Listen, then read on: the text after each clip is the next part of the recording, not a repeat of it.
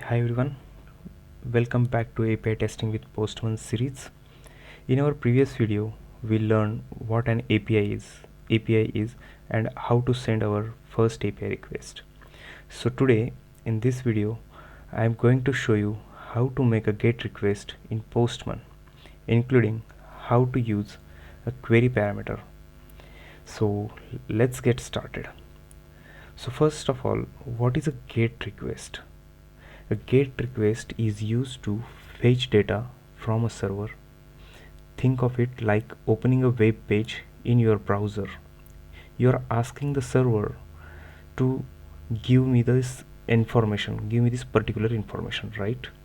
So, for example, you open a weather app to see the forecast. The app sends a GET request to the server and gets the weather data back, right? So in Postman we can do the same thing, but in a controlled way, where we can also inspect the data, headers and status codes. So let's get started, guys. So open the Postman. If you are not installed the Postman, please check out our last video where we have show how to install the Postman. Okay, so let's open the Postman and click on this plus icon to create a new request.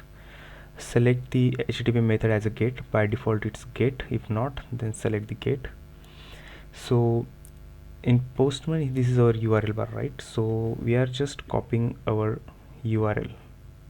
So this is a dummy URL we are using for learning and testing purpose. So I'll just copy this one.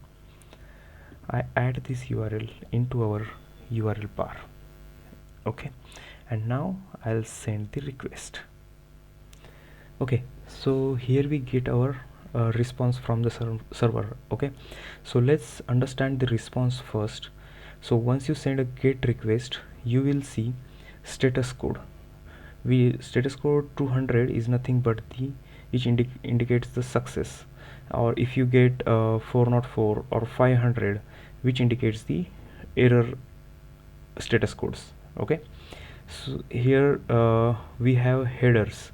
Headers is nothing but the metadata about the response. So this is the metadata of your response. So status 200, when you have sent the request, like date, content type, application JSON and all these things you have under the header section.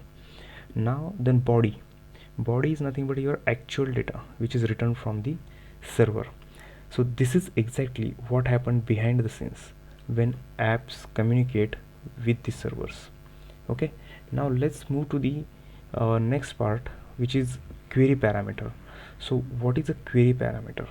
Okay, so Postman allows you to add key value pair under the params tab. So you can see here is a param tab, and you can see the query params. So this is a key and this is a value. Okay, before that I will show you something. Like in our response, you can see we have a field name called user ID. I'm just copy this field name and control F and I control V. So how many records you have? There are 100 records which for user ID. Okay, so you have 100 records here, and if I say user ID is equal to 2, okay,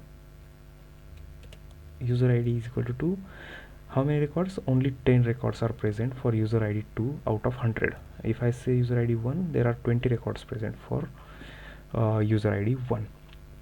So how to add query params? So I want to filter where user ID is equal to 7. So I only want to fetch the data.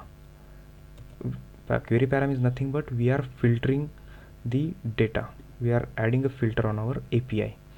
Okay, let me show you one example quickly.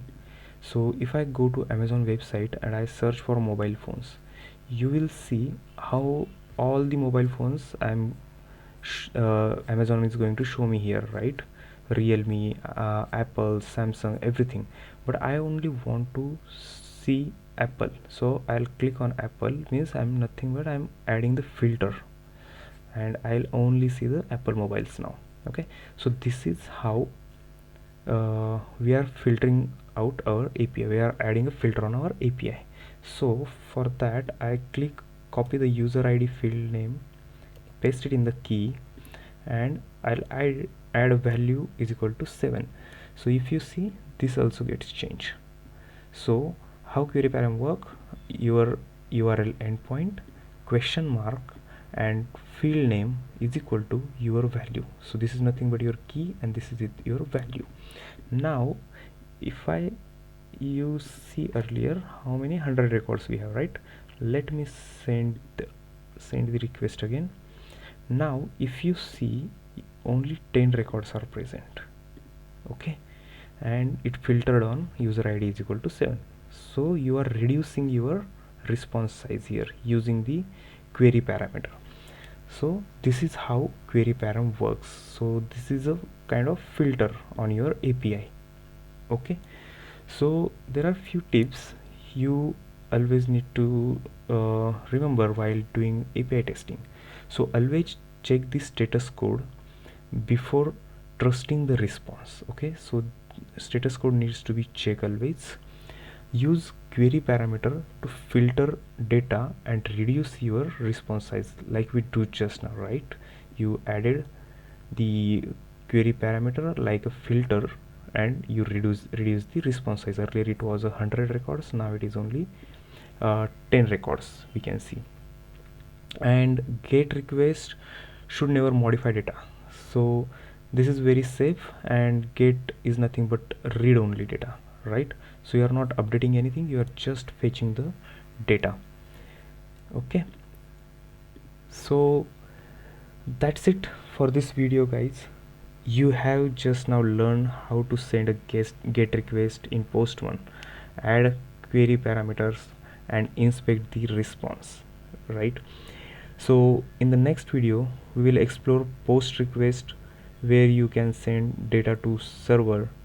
Make sure to hit subscribe and watch next video to continue your API testing journey with Testing Unlock. Thank you so much.